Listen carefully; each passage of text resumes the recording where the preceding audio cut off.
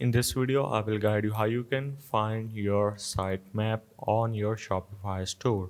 So first of all, open up your Shopify store, and what you need to do is to simply type sitemap.xml after the shopify.com.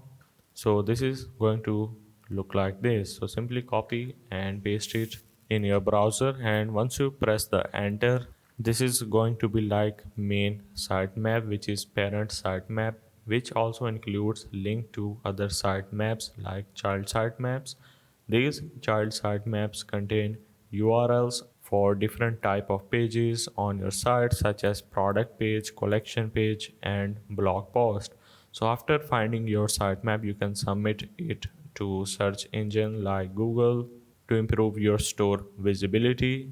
But you need to note that Shopify automatically generates a sitemap for all the stores. If you need to make custom changes to your sitemap, there are Shopify apps available that can help you with that. So hope this helps. This is how you can find your Shopify sitemap.